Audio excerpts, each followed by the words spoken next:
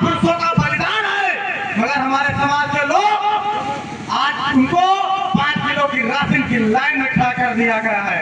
हमारे समाज के लोगों को टुकड़ों में बांटा गया है। हमारे समाज के लोगों की वोट को 500 रुपए में, 60 रुपए के पौवा में खरीद लिया जाता है। तो सोचो, आपके शासक बन सकते हैं, आपके शासक बना सकते हैं, कतई नहीं।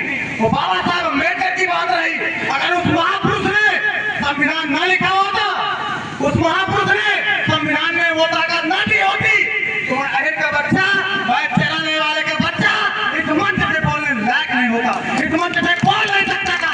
इसलिए हमारे समाज के लोगों को सोचना चाहिए, समझना चाहिए, आपको जो ताकत मिली है, इन मंच लगाने की ताकत, उन कुर्सियों पर बैठने की ताकत, वो परम पूज्य बाबा साहब बी आर अम्बेडकर जी ने संविधान में दी है। इसलिए लड़ाई जो है एक मंच पर आने की है, एक विचारधारा बनाने की है, तब हमारे देश का, हमारे समाज का भला होगा।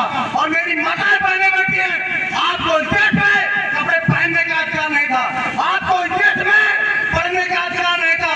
आप लोग जाना, आपके घर में बड़े बड़े भवन होंगे, सावित्रीबाई फुले जी का, ज्योतिबा फुले जी का और बाबा साहब अम्बेडकर का इतिहास पढ़ना, तब आपको पता चलेगा।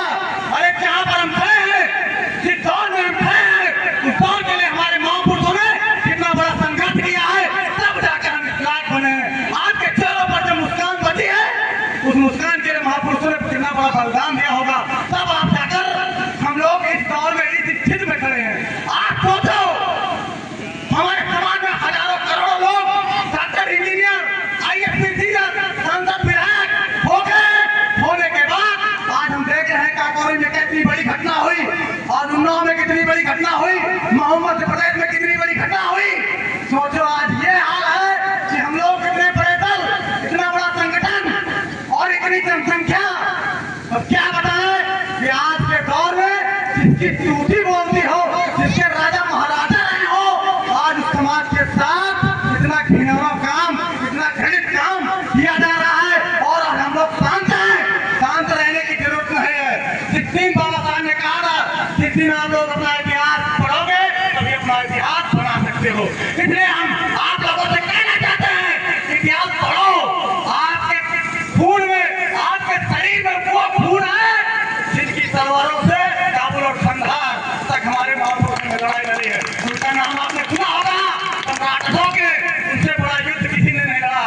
और रही महाराजा वीराबासी जी की और लाखनबासी जी की, अरे आप तो उस कौम के हैं कि जिनका इतिहास अगर पढ़ा जाए तो हमको लगता है कि आप इतिहास पढ़ ही नहीं सकते हैं, आपके पास समय ही नहीं बचेगा। तो हम कहने का मतलब है कि आप लोग राजा महाराजाओं के खानदान से हैं, आपके लहू में उनका खून दौड़ता है। किसी माई के लाल की हैसियत नहीं है कि आपके समाज के साथ आंख उठा दे, आपके समाज के साथ कोई दुराचार, अत्याचार, शोषण कर दे। मगर उसके लिए आपको सब संकल्प होकर, आपको कड़ी से कड़ी मिलाकर एक लाइन में, एक विचारधारा पर चलना होगा।